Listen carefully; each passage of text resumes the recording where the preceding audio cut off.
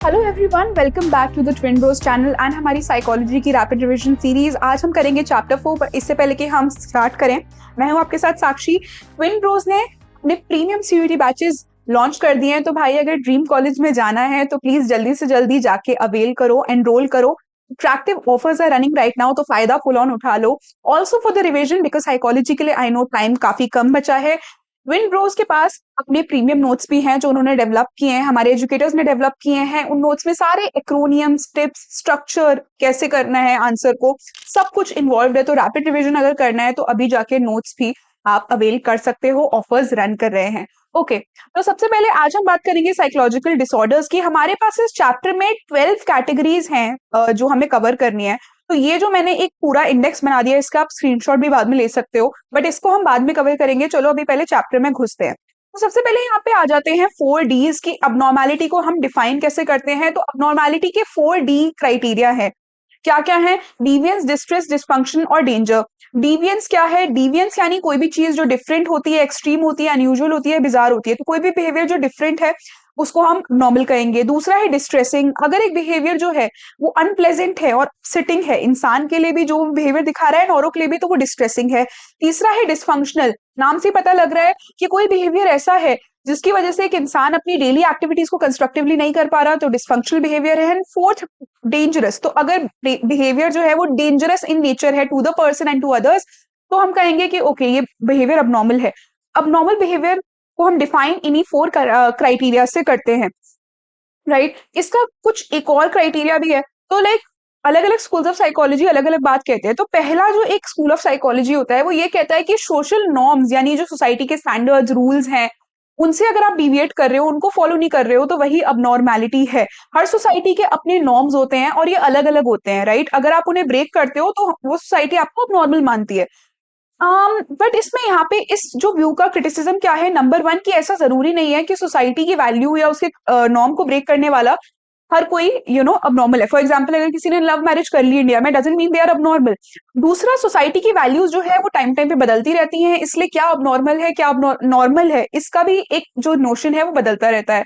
दूसरा जो हमारा अप्रोच है अबनॉर्मैलिटी को डिफाइन करने के लिए, वो है वेलबींग का अप्रोच। वेलबींग का अप्रोच कहता है कि कोई भी बिहेवियर अगर मैल अडेप्टिव है, अडेप्टिव का उल्टा मैल अडेप्टिव, अगर आपकी वेलबींग को खराब कर रहा है, आप उसकी वजह से एनवायरनमेंट में अडाप्ट नहीं कर पा रहे, अपने आप को मेंटेन नहीं कर पा रहे, सर्वाइव नहीं कर पा रहे हो, ग्रोथ और फुलफिलमेंट नहीं मिल रही, तो वो अबनॉर्मल कहा जाएगा। ये वाला जो हमारा व्यू है मैल अडेप्टिव बिहेवियर का, ये ज्यादा एक्सेप्टेड है। अगली बात आ जाती है स्टिग्मा की। स्टिग्मा इज बेसिकली शेम, जो कि हमारे यहाँ, हमारे मोस्ट ऑफ द कल्चर्स में मेंटल इलनेस से अटैच की जाती है। People are hesitant to consult a doctor और a psychologist and they rely on superstition, ignorance and fear to guide themselves. Okay, अब यहाँ पे हम थोड़ा सा हिस्टोरिकल बैकग्राउंड की बात करेंगे कि जो हमारे साइकोलॉजिकल डिसऑर्डर्स हैं उनको किस किस तरीके से डिफाइन किया गया है या समझाया गया है हिस्ट्री में। ओके, तो सबसे पहले हमारे पास आ जाती है एंशिएंट थ्योरी। एंशिएंट थ्योरी क्या कहती है कि जो भी हमारी साइकोलॉजिकल डिस्टर्बेंसेस या अबनॉर्मल बिहेवियर है, इसके हिसाब से वो सब सुपरनैचुरल और मैजिकल फोर्सेस की वजह से होता है, जैसे कि भूत प्रेत हो गए, शैतान, डेविल हो गया। एंड ये क्या सजेस्ट करता है? ये एक्सोर्सिज्म सजेस्ट करता है, जहां पे आप काउंटर मैजिक और प्रेयर की हेल्प से जो इंडिविजुअल के अंदर का इविल होता है उसको हटाते हो। इसमें दूसरा एक चीज आ जाती है शमन और ओझा, जो कि मैजिक मैन या मेडिसिन मैन होते हैं, जो माना जाता है इनका सुपरनैचुरल फोर्सेस से इंटरेक्शन होता है, और इनसे भी हम ऐसे बिहेवियर को हटाने की कोशिश करते हैं, but now this is rejected. दूसरा अप्रोच हमारा क्या है? Biological and organic approach. ये अप्रोच मानता है कि बॉडीज और ब्रेन में जब कुछ फंक्शनिंग जो है, केमिकल फंक्शनिंग या फिजिकल फंक्शनिंग ठीक नहीं होती है, तब अबनॉर्मल बिहेवियर दिखता है। तीसरा अप्रोच जो सबसे हमारा आज का एक्सेप्टेड अप्रोच है, वो है साइकोलॉजिकल अप्रोच। साइकोलॉजिकल अप्रोच के हिसाब से जब हमारे सोचने, फील करने या परसीव करने के तरीके में दिक्कत होती है, तब अबनॉर्मल बिहेवियर आता है। अब यहाँ पे कहने की क्या बात है कि ये तो ठीक है, ये 3 मेन अप्रोच हैं, बट अगर हम कहें कि over the history of human kind कैसे कैसे चीजें हुई, एक एक चीज अडॉप्ट हुई और अभी हम जिस स्टेज पे हैं वो कैसे पहुंचे, तो ये एक पूरी मूवमेंट है। तो एंशिएंट वेस्टर्न वर्ल्ड में हम क्या कहेंगे, जो हमारे ग्रीक फिलोसोफर्स थे, फिजिशियंस थे, फिलोसोफर फिजिशियंस, यानी फिलोसफर्स भी थे और डॉक्टर्स भी थे, जैसे हिपोक्रेट्स, सोक्रेट्स वगैरह, एंड प्लेटो। इन्होंने ऑर्गेनिज्मिक अप्रोच दिया। ऑर्गेनिज्मिक अप्रोच में इन्होंने कहा कि जब इमोशन और रीजन के बीच में कंफ्लिक्ट होता है आदमी के मन में, तब अबनॉर्मल बिहेवियर आता है। ऐसे ही एक और फिलोसफर फिजिशियन गेलेन ने क्या कहा है, 4 ह्यूमर्स के आधार पे इन्होंने पर्सनल कैरेक्टर या फिर पर्सनैलिटीज को डिफर किया है, राइट।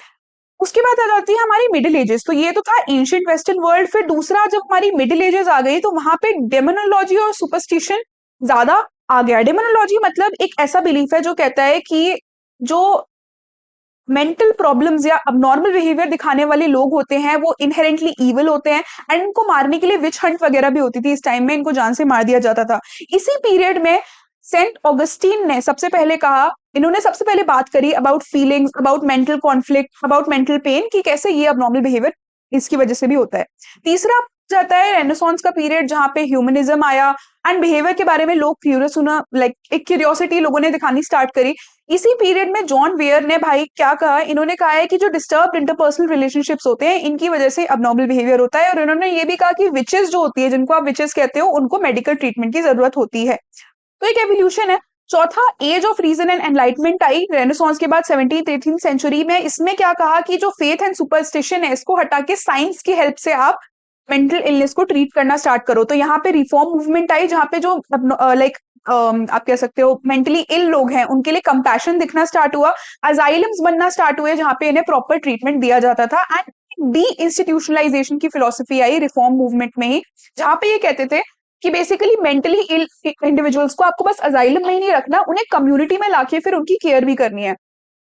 ये तो सब पुराने अप्रोचेस है। फिर अगर हम अभी आज की बात करें तो हमारा अब एक बायो साइको सोशल अप्रोच है, इसको इंटरेक्शनल अप्रोच भी कहते हैं, जो कहता है कि मेंटल इलनेस तीनों टाइप के फैक्टर्स के इंटरेक्शन से होती है, बायोलॉजिकल, साइकोलॉजिकल और सोशल। तो तीनों का रोल होता है। अब आ जाते हैं हम क्लासिफिकेशन ऑफ साइकोलॉजिकल डिसऑर्डर्स पे, कि कैसे जो हमारे इतने सारे 100-200 डिसऑर्डर्स है उनको क्लासिफाई कैसे किया गया, उनकी कैटेगरीज कैसे बनाई गई है। सबसे पहले तो यहाँ पे दो आपको समझने हैं कि दो मैनुअल्स हमारे पास है। पहला है DSM-5 और दूसरा है ICD-10। पहला DSM-5 की बात कर लेते हैं। इसको बनाया है अमेरिकन साइकाइट्रिक एसोसिएशन ने। याद रखना साइकोलॉजिकल नहीं है, कई बच्चे साइकोलॉजिकल लिख के आ जाते हैं, साइकाइट्रिक एसोसिएशन है। तो इसमें क्या है, इसमें सारी कैटेगरीज है साइकोलॉजिकल डिसऑर्डर्स की। फुल फॉर्म याद रखना, diagnostic and statistical manual of mental disorders. इसका जो लेटेस्ट एडिशन है वो है 5th। इसमें क्लिनिकल क्राइटेरिया है हर डिसऑर्डर के लिए, जो कि ये दिखाता है कि वो डिसऑर्डर प्रेजेंट है या एब्सेंट है। ठीक है, बट ये अमेरिका में मोस्टली यूज होता है। इंडिया में जो यूज होता है वो होता है ICD-10, international classification of diseases. इसका लेटेस्ट वर्जन 10th है, एंड ये इसी के अंदर इसका एक मैनुअल है, classification of behavioural and mental disorders. तो ये जो है WHO ने डेवलप किया है। तो इस क्लासिफिकेशन ऑफ डिजीज में सारी डिजीज आती है, बट इस जो इसका पर्टिकुलर ये मैनुअल है classification of behavioural and mental disorders, इसमें सारे हमारे डिस्क्रिप्शन आ जाते हैं, क्लिनिकल फीचर्स एंड सिम्टम्स आ जाते हैं of all the psychological disorders. Okay, अब आ जाते हैं फैक्टर्स अंडरलाइंग अबनॉर्मल डिसऑर्डर्स की। साइकोलॉजी में अलग अलग पर्सपेक्टिव्स हैं, स्कूल्स हैं, और हर स्कूल कहता है कि भाई कोई भी साइकोलॉजिकल इलनेस हो रही है तो इस कॉज की वजह से हो रही है। तो एक तरीके से ये मॉडल्स हैं, फैक्टर्स हैं कि एक साइकोलॉजिकल इलनेस के क्या क्या किस नेचर की कॉजेज हो सकती हैं। पहली तो कॉजेज बायोलॉजिकल इन नेचर हो सकती हैं, जैसे कि faulty genes, endocrine, hormone imbalances, malnutrition, injuries, इन सब चीजों की वजह से अबनॉर्मल बिहेवियर दिख सकता है। बायोकेमिकल या फिजियोलॉजिकल चेंजेस हो सकते हैं, राइट। हमने ये भी देखा है लाइक न्यूरोसाइकोलॉजी ने कि न्यूरोनल ट्रांसमिशन जो होता है उसकी वजह से भी हमारे इश्यूज होते हैं। तो यहाँ पे एक आ जाता है न्यूरोट्रांसमीटर। न्यूरोट्रांसमीटर एक टाइप का केमिकल होता है जो न्यूरॉन एंडिंग पे जो इलेक्ट्रिकल इंपल्स जब अगले न्यूरॉन पे पास ऑन करनी होती है तो वहां पे एक केमिकल रिलीज होता है उसको पास ऑन करने के लिए, जिसको हम न्यूरोट्रांसमीटर कहते हैं। न्यूरोट्रांसमीटर्स बहुत इंपॉर्टेंट है क्योंकि मोस्टली इन्हीं की वजह से अबनॉर्मल एक्टिविटी होती है। तो यहाँ पे एग्जांपल्स याद रखने हैं। एंजाइटी डिसऑर्डर्स जो होते हैं उनको लिंक किया गया है गामा अम्यूनोब्यूट्रिक एसिड, गाबा बोलते हैं इसको।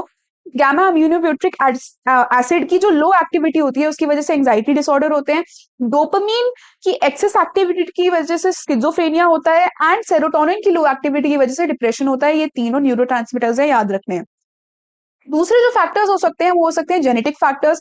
तो बाइपोलर, और ये इसमें कुछ कुछ डिसऑर्डर्स ही हैं जिनकी वजह से जो जेनेटिकली हो सकते हैं, जैसे बाइपोलर है, स्किज़ोफ्रेनिया है, इंटेलेक्चुअल डिसेबिलिटी है। ये सब मोस्टली जेनेटिकली बेस्ड होते हैं। अब इसमें इंपॉर्टेंट क्या बात आ जाती है कि कोई भी साइकोलॉजिकल डिसऑर्डर को कॉज करने के लिए कोई एक सिंगल जीन काम नहीं करती, बहुत सारी जीन्स कंबाइन होके एक डिसऑर्डर को सरफेस पे लाती हैं। तीसरा जो हमारा है वो आ जाते हैं हमारे साइकोलॉजिकल मॉडल्स या साइकोलॉजिकल फैक्टर्स। अब ये एक ग्रुप ऑफ मॉडल्स है, जैसे हम कहते हैं साइकोलॉजी के विद इन भी बिहेवियरिस्ट स्कूल है, साइको एनालिटिकल स्कूल है। तो जितने भी साइकोलॉजिकल मॉडल्स हैं वो ये कहते हैं कि मेंटल डिसऑर्डर्स की कॉज जो होती है साइकोलॉजिकल इन नेचर होती है। ये हमारे इंटरपर्सनल रिलेशनशिप्स या हमारी साइकी में डिस्टर्बेंस की वजह से होता है। इस मॉडल के विदिन, साइकोलॉजिकल मॉडल के विदिन भी बहुत सारे मॉडल्स हैं, हम एक एक करके उनको पढ़ेंगे। तो पहला मॉडल इसके विदिन है साइकोडायनेमिक मॉडल, जो सबसे पुराना सबसे फेमस मॉडल है, सिगमंड फ्रॉइड ने इसे स्टार्ट किया था।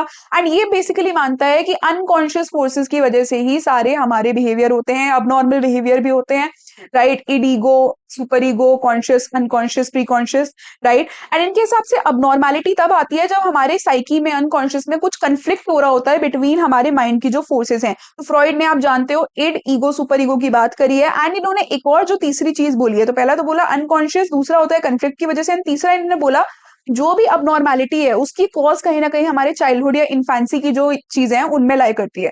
जो हमारा दूसरा बिहेवियर है, दूसरा सॉरी मॉडल है अंडर साइकोलॉजिकल मॉडल, वो है बिहेवियरल मॉडल, जो कि कहता है नॉर्मल हो या अबनॉर्मल, कोई भी बिहेवियर जो है वो लर्निंग की वजह से होता है। अगर आपने एक गलत बिहेवियर को लर्न किया है तो वो अब साइकोलॉजिकल डिसऑर्डर बन गया है। इसके हिसाब से अगर लर्न किया है तो वो चीज अनलर्न भी हो सकती है। तो इसके अलग अलग प्रिंसिपल्स है, जैसे क्लासिकल कंडीशनिंग है, ऑपरेंट कंडीशनिंग है, सोशल लर्निंग है। पता है किसने दिया है? अगर पता है तो प्लीज कमेंट कर दो ये तीनों किसने दिए हैं, राइट। एंड इनके हिसाब से जो भी फॉल्टी लर्निंग हुई है उसको आप रिवर्स भी कर सकते हो। जो अगला हमारा मॉडल है वो है cognitive model with in psychological model, जो कहता है कॉग्निटिव, जो भी एबनॉर्मल फंक्शनिंग हो रही है वो आपके faulty thinking patterns, thought patterns, attitudes की वजह से हो रही है, जो इरैशनल है, इनएक्यूरेट है, इलॉजिकल है। ओके, नेक्स्ट इसके अंदर आ जाता है ह्यूमनिस्टिक एग्जिस्टेंशियल मॉडल, जो कहता है आपकी ब्रॉडर जो ह्यूमन एग्जिस्टेंस, आपकी एज ए ह्यूमन बीइंग जो एग्जिस्टेंस है, जब वो आप खुद को, अपने आप को सेल्फ एक्चुअलाइज नहीं कर पाते तो हमारे साइकोलॉजिकल डिसऑर्डर्स होते हैं। जब आप अपने आप को फुलफिल नहीं कर पाते हो, जब आपके पास फ्रीडम नहीं होती चीजों को करने की, राइट, तो आप एक empty, inauthentic and dysfunctional life जीते हो, वहां से हमारे साइकोलॉजिकल डिसऑर्डर्स होते हैं। अच्छा, इसके बाद क्या आ जाता है? इसके बाद हमारा एक सोशो कल्चरल मॉडल आता है। सोशो कल्चरल मॉडल जो है ये क्या कहता है? ये बेसिकली हमारा एक थर्ड मॉडल है, साइकोलॉजिकल मॉडल्स के बाद अगला है। सोशो कल्चरल मॉडल के हिसाब से जो हमारी साइकोलॉजिकल इलनेसेस हैं वो एक इंडिविजुअल की गलती नहीं है, हमारे आसपास की सोशल और कल्चरल फोर्सेस ही ऐसी हैं कि उनकी वजह से एक इंसान डिप्रेस हो गया। फॉर एग्जाम्पल, अगर कहीं पे वॉर चल रहा है तो ऑब्वियसली इंसान जो है उनको पीटीएसडी होगा, उनको डिप्रेशन होगा, राइट। तो इसके हिसाब से हमारी जो फैमिली स्ट्रक्चर है, कम्युनिकेशन है, social network, societal condition, societal labels and rules, ये सब हमारे साइकी को इन्फ्लुएंस करते हैं। तो यहाँ पे इन्होंने कुछ बातें की हैं कि कुछ टाइप की फैमिलीज होती हैं जहाँ पे बहुत एनमेश्ड स्ट्रक्चर होता है, जहाँ पे बहुत मेंबर्स ओवर इन्वॉल्व होते हैं, तो वहां पे आप इंडिपेंडेंट नहीं बन पाते, तो आगे जाके वो डिसऑर्डर बन जाता है।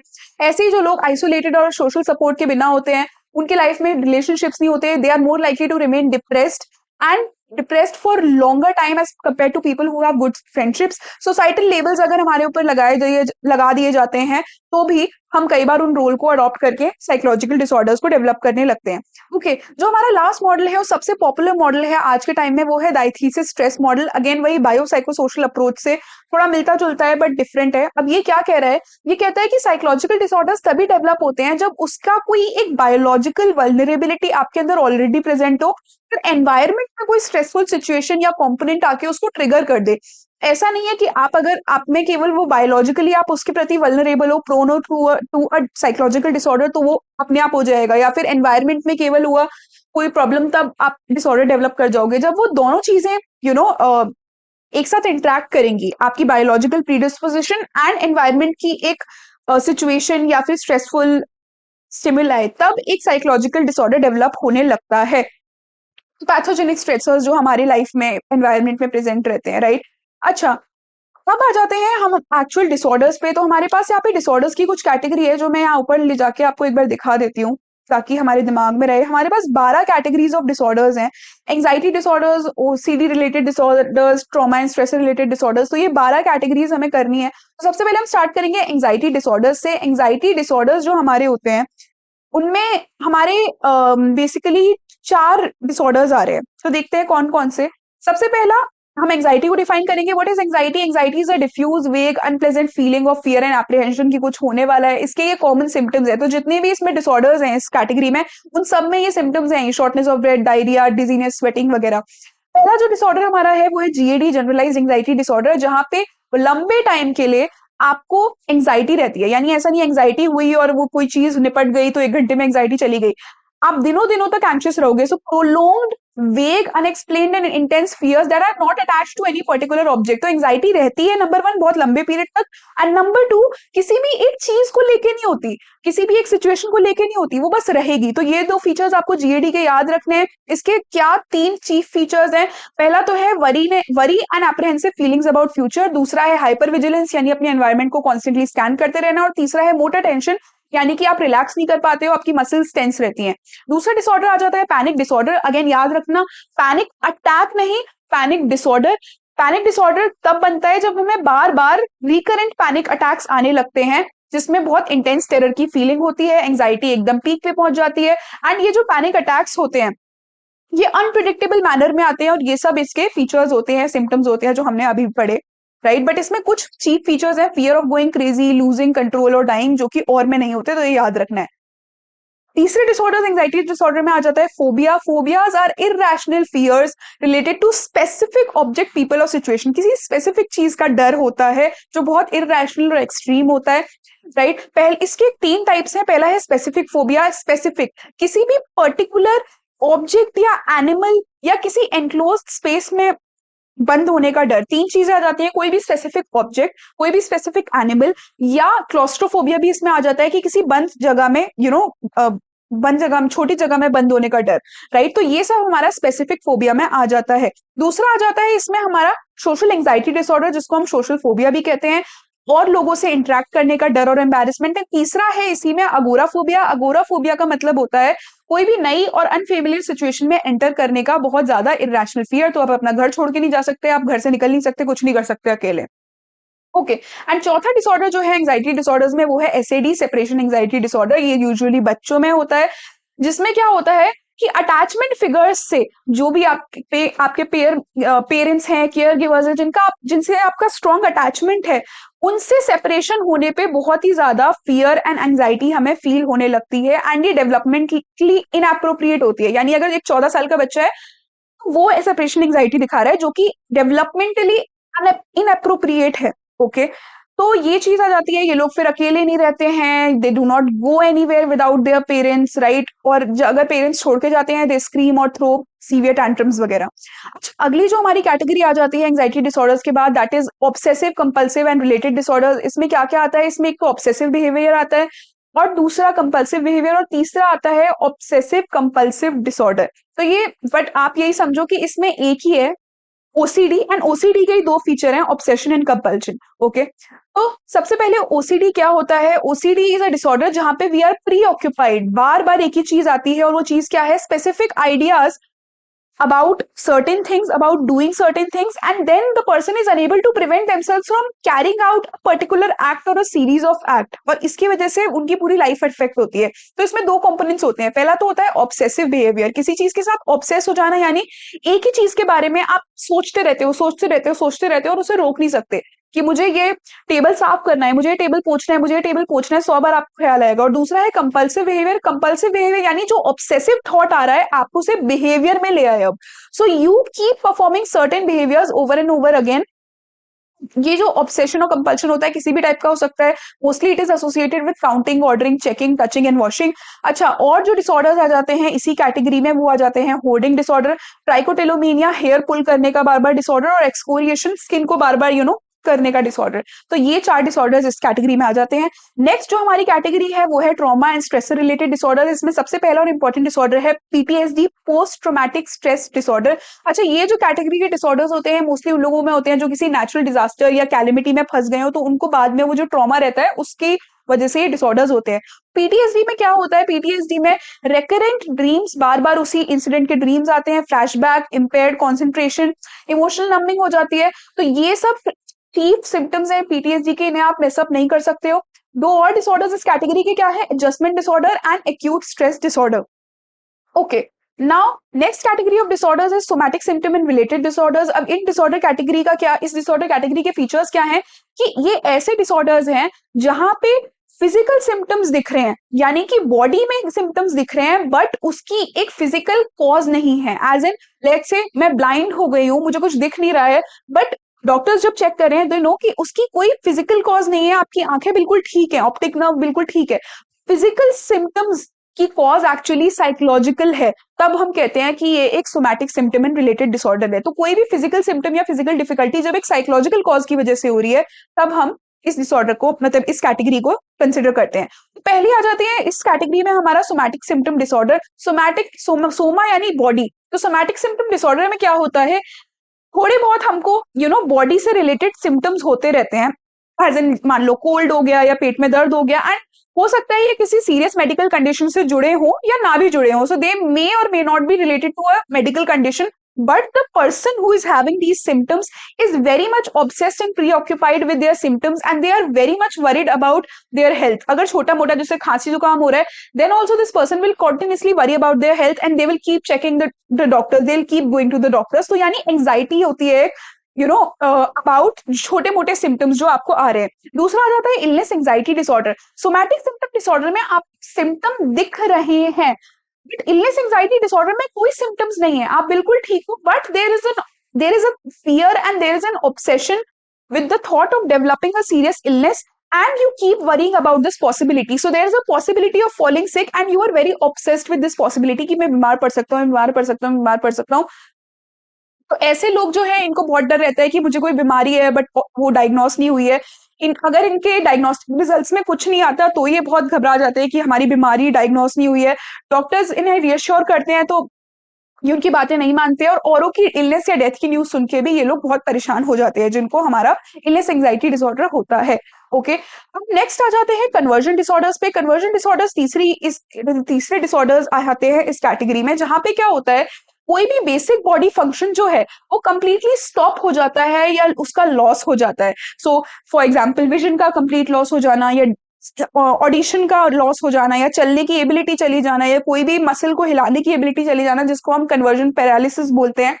एंड ये जो डिसऑर्डर है, ये जो लॉस ऑफ दैट फंक्शन है, ये usually after a very stressful experience होता है। So let's say that a woman witnessed the death of a husband, तो उनको कन्वर्जन ब्लाइंडनेस हो गई, अब वो देख ही नहीं पा रही है, इवन तो उनकी आंखें वगैरह सब ठीक है। So reported loss of a body function after a very stressful condition या experience is conversion. Okay, इसके बाद हम नेक्स्ट कैटेगरी पे आ जाते हैं, जो हमारी पांचवी कैटेगरी ऑफ डिसऑर्डर्स है, डिसोसिएटिव डिसऑर्डर्स। तो सबसे पहले इस डिसऑर्डर इस कैटेगरी में होता क्या है, इसका चीफ फीचर है डिसोसिएशन। डिसोसिएशन का मतलब क्या होता है, एसोसिएशन का उल्टा। एसोसिएशन कोई चीज मिला के, मतलब होल में है। डिसोसिएशन यानी कि जो एक इंसान की पूरी पर्सनालिटी होती है वो आइडियाज, थॉट्स, इमोशंस तीनों के इंटीग्रेशन से बनी होती है, बट डिसोसिएशन में इनके बीच में सीवियरेंस हो जाती है, हमारी आइडियाज और इमोशंस डिस्कनेक्ट हो जाते हैं, जिसमें इंसान एक अनरियलिटी की फीलिंग में रहता है, एस्ट्रेंजमेंट का एक फीलिंग रहता है, इंसान अपने आप को डीपर्सनलाइज कर लेता है, यानी उसे याद ही नहीं रहता कि मैं एक्चुअली कौन हूं, मेरी रियल आइडेंटिटी क्या है। लॉस और शिफ्ट ऑफ आइडेंटिटी हो जाता है। एंड कई बार कॉन्शियसनेस में जो हमारे एक्सपीरियंसेस होते हैं, हमारे इमीडिएट एक्सपीरियंसेस या मेमोरीज है, वो ब्लॉट आउट हो जाती हैं, यानी कि वो बिल्कुल मिट जाती हैं। ओके, तो अब इसमें हमारे कौन कौन से डिसऑर्डर्स आते हैं। पहला तो आ जाता है dissociative amnesia. Dissociative amnesia is extensive but selective memory loss that has no organic cause. तो पहला तो इसकी, ये जो एमनीसिया यानी मेमोरी लॉस, पहला इसकी कोई ऑर्गेनिक कॉज नहीं होती, ऐसा नहीं है दिमाग पे चोट लगने की वजह से हुआ है, that would not be called amnesia, ये साइकोलॉजिकल कॉजेस की होती है। एंड नंबर 2 फीचर क्या है, extensive but selective memory loss होता है, यानी ऐसा नहीं है इंसान सब भूल जाएगा कि मैं कौन हूं, मैं कहाँ हूं, उसे मोस्ट ऑफ द चीजें याद रहेंगी, बट कोई स्पेसिफिक चीज के बारे में, जैसे मान लो अगर मेरी मदर से जुड़ी हुई मेरी सारी मेमोरीज है वो चली जाएंगी, बट बाकी सब मेरी मेमोरी इंटैक्ट रहेगी। तो that is what we call selective memory loss. ये दोनों फीचर्स आपको याद रखने हैं। ओके, इसी का पार्ट है एमनीसिया का ही एक अदर वेरिएशन होता है, जिसको हम कहते हैं डिसोसिएटिव फ्यूग। डिसोसिएटिव फ्यूग में क्या होता है, एक इंसान का मेमोरी लॉस हो जाता है and they travel away from home and workplace completely, they abandon everything and they go away, they assume a new identity, एक नई पूरी आइडेंटिटी, अपना नाम धाम पता सब एक अलग वो अज्यूम कर लेते हैं, दूसरी पिछली आइडेंटिटी कंप्लीटली भूल जाते हैं। एंड एक टाइम ऐसा आता है जब ये फ्यूग का एपिसोड खत्म होता है, तो एकदम से जो उन्होंने जो नई आइडेंटिटी बनाई थी वो सब वो भूल के, सालों बाद ये यूजुअली होता है, सब वो भूल के अपनी पुरानी आइडेंटिटी को उन्हें वो याद आ जाती है। बहुत ही ओवरवेलमिंग एक डिसऑर्डर है ये। अच्छा, दूसरा जो हमारा डिसऑर्डर इस कैटेगरी में है वो है डीआईडी, डिसोसिएटिव आइडेंटिटी डिसऑर्डर। इसको हम multiple personality disorder, split personality disorder भी कहते हैं। ये बहुत ही ड्रामेटिक डिसऑर्डर होता है। क्यों? क्योंकि इसमें क्या होता है कि इंसान की ऑल्टरनेट पर्सनैलिटीज दिखने लगती हैं। अच्छा, अब यहाँ पे क्या आ गया कि इसकी जो कॉज है usually traumatic experiences in childhood में ट्रेस की जाती है, कि जिनके ज्यादा ट्रॉमेटिक एक्सपीरियंसेस होते हैं चाइल्डहुड में उनमें ये देखने को मिल जाता है। ओके, तीसरा है डीपर्सनलाइजेशन डीरियलाइजेशन डिसऑर्डर। इस डिसऑर्डर में क्या होता है, इंसान का एक लॉस ऑफ आइडेंटिटी हो जाता है, लॉस ऑफ रियलिटी हो जाता है, जहां पे एक ड्रीम लाइक स्टेट में इंसान रहता है और इंसान अपने सेल्फ एंड रियलिटी दोनों से सेपरेट हो जाता है, उसका सेल्फ परसेप्शन चेंज हो जाता है, सेंस ऑफ रियलिटी चेंज हो जाता है, एज आई सेड। तो ये सब देख लो, इस बॉक्स में बहुत ही अच्छे से लिखा है कि क्या चीजें हैं, बट अभी के लिए आई थिंक इतना काफी है। अगला हमारा आ जाते हैं डिप्रेसिव डिसऑर्डर्स, जो हमारी I think 6th category of disorders है। अच्छा, इसमें क्या होता है, ये समझना है, डिप्रेसिव डिसऑर्डर इस कैटेगरी में सब डिप्रेशन ही होते हैं, बट डिप्रेशन का मतलब क्या होता है, depression refers to a range of negative moods and behavioural changes. तो बहुत सारे ऐसे मूड्स और ऐसे बिहेवियरल चेंजेस जो नेगेटिव इन नेचर होते हैं। डिप्रेशन एक सिम्टम भी है अपने आप में और एक डिसऑर्डर भी है। अच्छा, इस कैटेगरी में जो हम एक सबसे इंपॉर्टेंट डिसऑर्डर पढ़ रहे हैं, कैटेगरी है डिप्रेसिव डिसऑर्डर्स, बट एक्चुअल जो इसमें डिसऑर्डर हम पढ़ रहे हैं वो है major depressive disorder. Major depressive disorder में क्या क्या सिम्टम होते हैं, पहला तो डिप्रेस्ड मूड होता है, नंबर 1। एंड या और क्या हो सकता है, loss of interest in pleasure और pleasure in most activities, right. तो किसी भी डेली एक्टिविटी को करने में आपको कुछ मजा कुछ खुशी नहीं मिलती।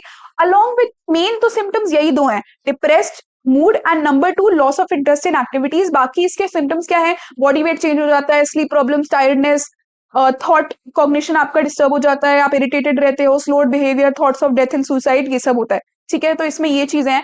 अब यहाँ पे इन्होंने बात करी है कि डिप्रेशन होने के चांसेस, मतलब ऐसे कौन से फैक्टर्स हैं जो कि डिप्रेशन होने के चांसेस बढ़ा देते हैं। तो पहला तो कभी अगर जेनेटिक मेकअप ऐसा है, जेनेटिक हिस्ट्री है, तो दूसरा एक एज बहुत इंपॉर्टेंट फैक्टर है, राइट। तो जैसे विमेन में ड्यूरिंग यंग एडल्टहुड वो ज्यादा रिस्क पे होती हैं, जबकि मेन अर्ली मिडिल एज में ज्यादा रिस्क पे होते हैं। Gender is also a factor, जैसे women are more likely to have a depressive disorder. इसके अलावा कोई नेगेटिव लाइफ इवेंट हो जाना या फिर लैक ऑफ सोशल सपोर्ट होना भी डिप्रेशन के प्रति आपको प्रोन करने वाला एक फैक्टर है। ओके, नेक्स्ट जो हमारी कैटेगरी है वो है bipolar and related disorders. Bipolar में हमारे 3 डिसऑर्डर्स आ जाते हैं इस कैटेगरी में, बाइपोलर 1, बाइपोलर 2 एंड साइक्लोथेमिक डिसऑर्डर। यहाँ पे हम बाइपोलर 1 को स्टडी करेंगे। बाइपोलर 1 डिसऑर्डर में क्या होता है, दो पोल्स ऑफ आपके मूड होते हैं, एक होता है मेनिया, एक होता है डिप्रेशन। तो आपका जो मूड है इन दोनों के बीच में ऑल्टरनेट करता रहता है, एंड कभी कभी बीच में नॉर्मल मूड के पीरियड्स भी रहते हैं। मेनिया में क्या रहता है, मेनिया में हाई एनर्जी पीरियड्स रहते हैं, जहां इंसान बहुत इंपल्सिव एंड रेकलेस बिहेवियर्स करता है। डिप्रेशन आप जानते ही हो, जहां लो एक्टिविटी नेगेटिव मूड्स रहते हैं। ओके, सुसाइड की एकदम से बात करी है, क्योंकि हमने अभी अभी डिप्रेसिव एंड बाइपोलर डिसऑर्डर्स को पढ़ा है, तो सुसाइड इन दोनों से लिंक्ड है, ये याद रखना, केस स्टडी वगैरह में पूछा जा सकता है। तो suicide is basically what they are saying is that कोई भी अगर सुसाइड का फिनोमिना होता है तो वो एक ऐसा नहीं है साइकोलॉजिकल प्रॉब्लम से हो गया, वो बहुत सारे फैक्टर्स का एक कल्मिनेशन होता है, biological, genetic, psychological, sociological, cultural and environmental factors साथ मिलकर एक ऐसी सिचुएशन लाते हैं। ओके, एंड ये कह रहे हैं कि सुसाइड के रिस्क फैक्टर्स क्या है, पहला तो having mental disorders, number 2 going through natural disasters, number 3 experiencing violence और अब्यूज और लॉस और isolation at any stage of life. And also अगर इंसान ने पहले एक सुसाइडल अटेम्प्ट कर रखा है, so it is the strongest risk factor वो अटेम्प्टिंग सुसाइड अगेन। फिर थोड़ा सा इन्होंने स्टिग्मा की बात करी है, राइट, कि बहुत स्टिग्मा है अराउंड दिस, बट कुछ कुछ हमारे इन्होंने मेजर्स दिए हैं जो कि हम यूज कर सकते हैं कि सुसाइड करने के जो मीन्स हैं उन्हीं को आप हटा दो। जैसे पंखे वगैरह आपने सुना होगा कोटा के हॉस्टल्स में हटाए जा रहे हैं, मीडिया जो है वो सुसाइड की न्यूज को बहुत सेंसिटिवली रिपोर्ट करे, अल्कोहल रिलेटेड पॉलिसीज आए, early identification, treatment and care हो जिन लोगों में सुसाइड रिस्क ज्यादा है, हेल्थ वर्कर्स को ट्रेन किया जाए कि कैसे वो सुसाइडल लोगों को मैनेज करे, and care for people who have attempted suicide and providing them community support. फिर थोड़ा स्टूडेंट्स की भी बात करिए कि स्टूडेंट्स के कुछ सिम्टम्स हैं, lack of interest, declining grades, जो दिखाते हैं कि शायद उनको कुछ मेंटल इश्यूज आ रहे हैं, साइकोलॉजिकल इश्यूज आ रहे हैं, एंड टीचर्स इन सब चीजों से इसको इंप्रूव कर सकते हैं कि उनके पॉजिटिव लाइफ एक्सपीरियंसेस को हाईलाइट करो, उन्हें अपॉर्चुनिटीज दो खुद को डेवलप करने के लिए, कम्युनिकेशन अच्छा करो उनके साथ वगैरह वगैरह। अच्छा, अब हम अपनी नेक्स्ट कैटेगरी ऑफ डिसऑर्डर्स पे आ रहे हैं जो कि बहुत इंपॉर्टेंट है, which is schizophrenia and related disorders. Schizophrenia spectrum and psychotic other psychotic disorders. तो बस स्किज़ोफ्रेनिया हम पढ़ेंगे विच इज ग्रुप डिसऑर्डर्स। आपको ये समझना है स्किज़ोफ्रेनिया एक डिसऑर्डर नहीं है, it is a group of psychotic disorders. Psychotic मतलब जहां पे आपका रियलिटी से टच खत्म हो जाता है, इंसान एक अलग दुनिया में रहता है जो रियलिटी से अलाइन नहीं करती है, राइट। इसमें क्या होता है, personal, social and occupational functioning जो है वो खराब हो जाती है, एंड डिस्टर्ब थॉट प्रोसेस। तीन मतलब 4 चीजें होती है इसमें। पहला डिस्टर्ब थॉट प्रोसेस होते हैं, आपका कॉग्निशन ठीक नहीं रहता। दूसरा, आपका परसेप्शन भी अजीब हो जाता है। तीसरा, आपकी इमोशंस भी खराब होने लगती हैं, अनयूजुअल इमोशनल स्टेट्स आपके रहते हैं। एंड चौथा, मोटर अबनॉर्मैलिटीज। तो 4 डोमेन्स हैं, thought, emotions, perceptions and physical या मोटर अबनॉर्मैलिटीज दिखने लगती हैं। ये एक डेबिलिटेटिंग डिसऑर्डर है। डेबिलिटेटिंग यानी एक बार स्टार्ट हो गया तो ये और खराब होता जाएगा एंड बहुत सारे डोमेन्स को हमारे इफेक्ट ये करता है। ओके, सबसे पहले यहाँ पे सबसे इंपॉर्टेंट चीज जो स्किज़ोफ्रेनिया में है, इसके सिम्टम्स हैं। क्योंकि इसके इतने सारे सिम्टम्स है, जैसे कि हमने कहा it is a group of disorders, तो इन सभी सिम्टम्स को 3 कैटेगरीज में बांटा गया है। वो 3 कैटेगरीज क्या है? पहली कैटेगरी है पॉजिटिव सिम्टम। पॉजिटिव यानी प्लस, प्लस यानी कुछ ऐड हो रहा है बिहेवियर में, so there is an excess of thought, emotion और बिहेवियर। दूसरे है नेगेटिव सिम्टम्स, यानी नेगेटिव यानी माइनस, तो बिहेवियर, नॉर्मल बिहेवियर में से कुछ माइनस हो रहा है जो कि उसे अबनॉर्मल बना रहा है, सो डेफिसिट हो रहा है in thought, emotion, behaviour. And तीसरा है साइकोमोटर सिम्टम्स, यानी साइकोलॉजी डिस्टर्ब है, उसकी वजह से मोटर एक्टिविटी में भी कुछ अबनॉर्मैलिटी दिख रही है, यानी मोटर एक्टिविटी आप समझ ही गए, हाथ पैर हिलाना, ये सब। ओके, सबसे पहले हम साइकोलॉजिकल सिम्टम पॉजिटिव सिम्टम्स पढ़ेंगे। पॉजिटिव सिम्टम्स में जो पहला सिम्टम आता है वो आता है delusion. Delusion is a false belief which is very firm, and उसका कोई एविडेंस नहीं होता, फिर भी उसको इंसान पकड़ के रहता है, उसकी कोई रैशनल आर्ग्यूमेंट नहीं होती, रियलिटी में कोई बेसिस नहीं होता। What are the types of delusion? There are 4 types of delusion that are being talked here. पहला है डिल्यूजन ऑफ परसिक्यूशन, जिसमें इंसान को लगता है उसके अगेंस्ट साजिश हो रही है, they are being spied on, they are उनको कोई गालियां दे रहा है पीठ पीछे, right, they are being threatened, attacked और विक्टिमाइज्ड। दूसरे होते हैं डिल्यूजन्स ऑफ रेफरेंस, जहां पे इंसान को लगता है कि कोई भी जो नॉर्मल चीजें या घटनाएं हो रही हैं उनके साथ वो एक बहुत ही पर्सनल और स्पेशल मीनिंग अटैच कर देते हैं। तीसरा होता है डिल्यूजन ऑफ ग्रैंडियोर, जहां पे इंसान खुद को बहुत ही ग्रैंड, जो उनके पास पावर्स नहीं है कि भाई मुझ में उड़ने की शक्ति है एंड मुझ में औरों का दिमाग पढ़ने की शक्ति है, ये सब समझते हैं, तो ग्रैंडियोर का डिल्यूजन होता है। एंड चौथा हमारा है डिल्यूजन ऑफ कंट्रोल, जहां इंसान को लगता है उसकी फीलिंग, थॉट्स, एक्शंस कोई और कंट्रोल कर रहा है उनके दिमाग में घुस के। ओके, अब इसके बाद जो हमारा दूसरा पॉजिटिव सिम्टम है that is formal thought disorder. Formal thought disorders में भी अगेन बहुत सारी चीजें आ जाती हैं। क्या क्या है ये? पहली बात है पहला है loosening of associations and derailment, यानी कि एक से दूसरे टॉपिक पे बहुत जल्दी जल्दी जल्दी शिफ्ट करना, इतनी जल्दी शिफ्ट करना कि कोई आपका एक स्ट्रक्चर ऑफ थिंकिंग या स्ट्रक्चर ऑफ सेंटेंस या कॉन्वर्जेशन नहीं बन रहा है। दूसरा है नियोलॉजिज्म, नए नए वर्ड्स, फ्रेजेस इन्वेंट करना जो एक्चुअली किसी भी लैंग्वेज में बिलोंग नहीं करते हैं। एंड तीसरा है परसिविरेशन, परसिवियर करना, एक ही थॉट बार बार, एक ही थॉट या बिहेवियर बार बार इनएप्रोप्रिएटली करना, इवन दो वो नॉर्मल नहीं लग रहा है, अप्रोप्रिएट नहीं लग रहा है। ठीक है, उसके बाद जो हमारा तीसरा इसमें सिम्टम आ जाता है पॉजिटिव, वो है hallucinations, which is perceptions in absence of external stimuli. Delusion is a belief, hallucination is a sensation. Perception यानी कुछ जो आपको फील हो रहा है, दिख रहा है, महसूस हो रहा है, सुनाई दे रहा है, तो राइट। परसेप्शन जो कि एक्सटर्नल स्टिमुलाई की एब्सेंस में हो रहा है, इसके टाइप्स क्या है? ऑडिटरी हेल्यूसिनेशन, जो एक्चुअली कुछ एनवायरनमेंट में हो नहीं रहा, वो आपको सुनाई दे रहा है, ये 2 टाइप्स के हो सकते हैं। सेकंड पर्सनल हेल्यूसिनेशन, जो आपको लगता है कोई आपसे बात कर रहा है डायरेक्टली, एंड थर्ड पर्सन कि 2 लोग आपके बारे में बात कर रहे हैं। दूसरा है टैक्टाइल हेल्यूसिनेशंस की कुछ फील होना ऑन द स्किन। तीसरा है सोमैटिक की बॉडी के अंदर कुछ हो रहा है। अगला है विजुअल, जो चीजें नहीं है वो दिखना, राइट। फिर है gustatory, gustatory is related to basically taste, and olfactory which is related to smell. Okay, इन सब में यही है कि एक्चुअल एनवायरनमेंट में कोई स्टिमुलाई नहीं है, बट आपको ये चीजें सेंस हो रही हैं, परसीव हो रही हैं। अच्छा, इसके बाद जो हमारा लास्ट पॉजिटिव सिम्टम है वो है इनएप्रोप्रिएट इफेक्ट। अफेक्ट नहीं, याद रखना, अफेक्ट नहीं है, इफेक्ट है, ये बहुत लोग गलती करते हैं।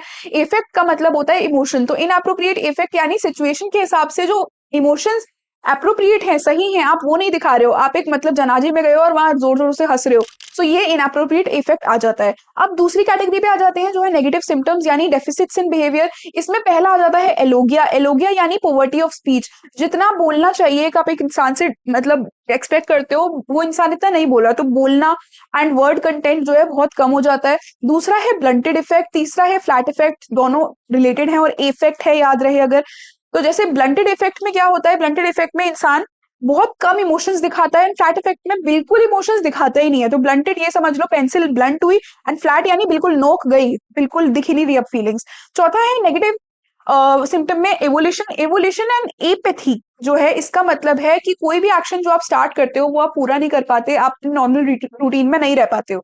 ओके, जो लास्ट कैटेगरी ऑफ सिम्टम्स है वो है साइकोमोटर सिम्टम्स। साइकोमोटर सिम्टम्स में क्या आ जाता है, बेसिकली कैटेटोनिया आ जाता है। कैटेटोनिया इज जब आपकी मूवमेंट बहुत अनस्पॉन्टेनियस हो जाती है एंड ऑड जेस्चर्स आप करने लगते हो। इसमें तीन चीजें हैं, कैटेटोनिक स्टूपर जहां पे आप मोशनलेस रहते हो, साइलेंट रहते हो for long long stretches.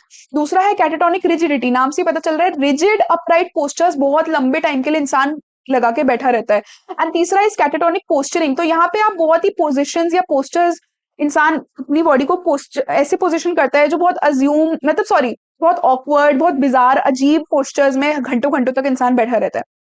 Okay, अब आ जाते हैं हम न्यूरो डेवलपमेंटल डिसऑर्डर्स पे, जो हमारी I think 9th category of disorders है। न्यूरो डेवलपमेंटल डिसऑर्डर्स जो होते हैं इनका चीफ फीचर क्या है, न्यूरो डेवलपमेंटल पीरियड हम पता है किसको कहते हैं, 0 to 18 का पीरियड, यानी जिस पीरियड में हमारा सबसे ज्यादा डेवलपमेंट होता है। तो न्यूरो डेवलपमेंटल डिसऑर्डर्स सारे इनका यही कॉमन फीचर है कि ये 0 to 18 की एज के बीच में ही अपीयर होते हैं, दे appear in the early stage of development. Usually मतलब बहुत अर्ली लाइफ स्टेज जो 5-6 साल की एज होती है तब तक दिखना स्टार्ट हो जाते हैं। So the symptoms appear before the child enter school और during the early stage of schooling, और इससे ऑब्वियसली बहुत सारे हमारे डैमेजेस होते हैं। अब इसमें क्या क्या आ जाता है, पहला है एडीएचडी, देन आता है autism spectrum disorder, intellectual disability, specific learning disorder. सबसे पहले बात करते हैं एडीएचडी की, attention deficit slash hyper activity disorder. Attention तो पहली बात तो गया गया, अटेंशन आप कहीं पे लगा नहीं पा रहे हो, और हाइपर एक्टिविटी, एक्टिविटी भी बहुत हो रही है, लाइक इंसान में जो एक सेल्फ कंट्रोल होता है, आप रेगुलेटेड मूवमेंट्स वगैरह करते हो, वो चीज नहीं है। तो इसमें दो मेन फीचर्स हैं एडीएचडी के, क्या, इनअटेंशन और हाइपर एक्टिविटी इम्पल्सिविटी, इसको साथ में लिखा जाता है। हाइपर एक्टिविटी इम्पल्सिविटी एक फीचर है। इन अटेंशन में क्या क्या आ जाता है, मेंटल एफर्ट सस्टेन नहीं कर पाते हम खेलते टाइम या पढ़ते टाइम, राइट। लोग कहते हैं बच्चा सुनता नहीं है, कॉन्सेंट्रेट नहीं करता, इंस्ट्रक्शंस फॉलो नहीं करता, डिसऑर्गेनाइज्ड है, डिस्ट्रैक्टेड है, भूल जाता है चीजें, जो काम बताया है वो नहीं करता है।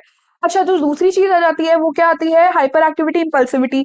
इम्पल्सिविटी क्या होती है, इम्पल्सिविटी यानी कि एक्ट करने से पहले अपने आप को कंट्रोल ना कर पाना, सोच ना पाना, राइट। तो इसमें कंप्लेंट्स क्या आती हैं कि बच्चा वेट नहीं करता, इसे टर्न से कोई चीज लाइक लाइन में खड़े हो तो लाइन स्किप कर देगा, एकदम से मतलब अपने आप को रेजिस्ट नहीं कर पाता, सेल्फ कंट्रोल इस इंसान में नहीं है। फिर तीसरा आ जाता है हाइपर एक्टिविटी। हाइपर एक्टिविटी मतलब यानी हर टाइम कांस्टेंट मोशन में रहना, हर टाइम फिजिट करना, स्क्वर्म करना, चलते फिरते रहना, भागते रहना, ये सब चीजें आ जाती हैं इसमें।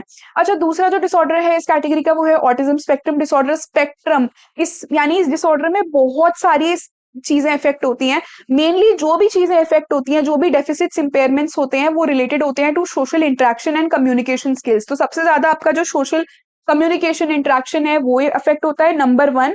And number 2, stereotypical patterns of behaviours, interest and activities, बहुत ही अजीब टाइप की एक्टिविटीज, बिहेवियर्स, इंटरेस्ट ऐसे बच्चों के होते हैं, राइट। तो जैसे ग्लास है, ग्लास को एक ही लाइन में लगा के रखना, that is sort of stereotypical behaviour. अब यहाँ पे क्या होता है, ऑब्वियसली डिफिकल्टी होती है बच्चे को सोशल इंटरेक्शन में, कम्युनिकेशन में, इनके जो इंटरेस्ट रहते हैं बहुत ही रिस्ट्रिक्टेड रहते हैं, इनको रूटीन की बहुत डिजायर होती है, यानी एकदम से कोई चीज अगर इनके रूटीन के अगेंस्ट जा रही है, नई जगह जा रहे हैं, नए इंसान से मिल रहे हैं, वो इनके लिए बहुत डिफिकल्ट होता है, right. 70% of children with ASD have intellectual disabilities, तो ये दोनों डिसऑर्डर्स लिंक्ड हैं। ओके, अब इसमें यही अलग अलग सिम्टम्स है कि ऐसे लोगों की और लोगों से रिलेशनशिप्स नहीं बन पाते क्योंकि इनको सोशल बिहेवियर करना नहीं आता, और लोग अपनी फीलिंग्स एक्सप्रेस कर रहे हैं तो ये समझ नहीं पाते, अपनी भी फीलिंग्स एक्सप्रेस नहीं कर पाते हैं, कम्युनिकेशन और लैंग्वेज अच्छे से डेवलप नहीं हो पाती है, कई लोग स्पीच डेवलप नहीं होती है, एंड होती भी है तो बहुत रेपिटेटिव और डिविएंट स्पीच पैटर्न्स रहते हैं, ये सब चीजें हैं। स्टीरियोटिपिकल बॉडी मूवमेंट्स होती हैं जो कि कभी कभी सेल्फ इंजूरियस या सेल्फ स्टिमुलेटरी भी हो सकती हैं। ओके, अगला आ जाते हैं हम इंटेलेक्चुअल डिसेबिलिटी पे, जो तीसरा डिसऑर्डर है इस कैटेगरी का। इंटेलेक्चुअल डिसेबिलिटी हमने पढ़ रखी है 70 या उससे बिलो का आईक्यू, एंड ये 18 ईयर्स की एज से पहले होता है। इसमें 4 कैटेगरीज हैं, अगर लिखना पड़े तो आप लिख सकते हो, हमने चैप्टर 1 में पढ़ा है। अगला है स्पेसिफिक लर्निंग डिसऑर्डर, जो न्यूरो डेवलपमेंट डिसऑर्डर का लास्ट है। इसमें क्या होता है, स्पेसिफिक कोई एक स्पेसिफिक टाइप का स्किल या लर्निंग आपकी इफेक्ट होती है। So there is a difficulty in perceiving और processing information efficiently and accurately. Early school years में दिखना स्टार्ट होता है ये, एंड किसी एक स्किल में दिक्कत होती है, जैसे रीडिंग का स्किल, राइटिंग का स्किल या मैथमेटिक्स का स्किल। जो बच्चा है अपनी एवरेज ग्रुप के एवरेज एज ग्रुप के बच्चों से कम परफॉर्म करता है, एंड एक्सेप्टेबल परफॉर्मेंस अगर मेहनत की जाए तो एक्चुअली ये हम ओवरकम कर सकते हैं। ओके, नेक्स्ट जो हमारी कैटेगरी ऑफ डिसऑर्डर्स है, जो कि अगेन ऊपर जा जाके बार बार नंबर देखना पड़ रहा है, खत्म होने वाला है। Next is disruptive impulse control and conduct disorders. ये पूरी कैटेगरी का नाम है। इसमें दो डिसऑर्डर्स आते हैं, oppositional defiant disorder number 1 and conduct disorder. दोनों में symptoms as it is same है, बस कुछ चीजें डिफरेंट है। मेन सबसे चीज जो आपको याद रखनी है वो क्या है, ऑपोजिशनल डिफाइंट डिसऑर्डर जो है ये below the age of below the age of 18 माना जाता है, राइट। बट जैसे आप एडल्ट बन गए और यही सिम्टम्स एज अ एडल्ट दिखाओगे तो कंडक्ट डिसऑर्डर माना जाएगा। So if you are over 18 then it is conduct, if you are under 18 it is ODD. तो ओडीडी में पढ़ लेते हैं। ओडीडी में एज इनएप्रोप्रिएट स्टबननेस होती है, इरिटेशन दिखाता है बच्चा, गुस्सा दिखाता है, बात नहीं मानता, डिफाइंस होती है, डिसोबीडियंस होती है, और बहुत हॉस्टिलिटी दिखाता है जब उसके मन की चीज नहीं होती। और ये एज इनएप्रोप्रिएट होता है, बस ये लिख के आ जाओगे तो नहीं होगा। एज इनएप्रोप्रिएट यहाँ पे की टर्म है कि छोटा बच्चा अगर थोड़ी बहुत जिद करता है तो ठीक है, बट एक बहुत बड़ा बच्चा अगर बहुत गुस्सा, हॉस्टिलिटी, स्टबननेस दिखाएगा तो वो एज इनएप्रोप्रिएट है। ओके, एंड जब भी वो गुस्सा करते हैं या हॉस्टिलिटी दिखाते हैं, these people justify their behaviour कि एनवायरनमेंट में ऐसा हो रहा है इसलिए मैंने ऐसा किया। ओके, नेक्स्ट जो हमारा डिसऑर्डर आ जाता है कंडक्ट डिसऑर्डर, और इसको हम एंटी सोशल बिहेवियर भी कहते हैं, दोनों एक ही चीज है, जिसमें एक एडल्ट जो है वो as inappropriate actions and attitudes दिखाता है, जो कि ये ज्यादा सीरियस एक्शंस होते हैं। यहाँ पे तो बच्चा केवल फैमिली में लाइक थोड़ा अपना आसपास के उसमें कर रहा है, बट यहाँ पे एंटी सोशल बिहेवियर हो रहा है, जो फैमिली एक्सपेक्टेशन, सोसाइटी के नॉर्म्स और उनके राइट्स के अगेंस्ट जाता है। बहुत एग्रेसिव एक्शंस इसमें आ जाते हैं, जहाँ पे लोगों को, चीजों को आप हार्म पहुंचाते हो। एग्रेशन जो होता है यहाँ पे इन्होंने बोला है कि 4 टाइप्स का होता है। पहला है वर्बल एग्रेशन, वर्बल एग्रेशन यानी लैंग्वेज के थ्रू, नेम कॉलिंग, स्वेयरिंग। दूसरा है physical aggression, hitting, fighting, right. तीसरा है हॉस्टाइल एग्रेशन, हॉस्टाइल एग्रेशन में औरों को हार्म करने का, इंजर करने का एक वो होता है इंटेंशन। एंड चौथा है प्रोएक्टिव एग्रेशन, प्रोएक्टिव एग्रेशन यानी कि जब सामने से कोई आपको उकसा नहीं रहा है, बट आप प्रोएक्टिवली आप ही एग्रेसिव हो रहे हो, इवन दो आपको बाहर से कोई भी उस चीज के लिए इंस्टिगेट नहीं कर रहा है एग्रेसिव होने के लिए। Okay, now next is feeding and eating disorders. Feeding and eating disorders जो होते हैं मोस्टली यंग पीपल में होते हैं। 3 है इसमें। पहला है एनोरेक्सिया नर्वोसा। एनोरेक्सिया नर्वोसा में क्या होता है, एक डिस्टॉर्टेड बॉडी इमेज होती है। आपका वेट एक्चुअली 50 किलो है, आप परफेक्टली फाइन हो, बट आपको लगेगा मैं बहुत मोटी हूँ। सो डिस्टॉर्टेड बॉडी इमेज होती है, person sees themselves as overweight, पहला फीचर।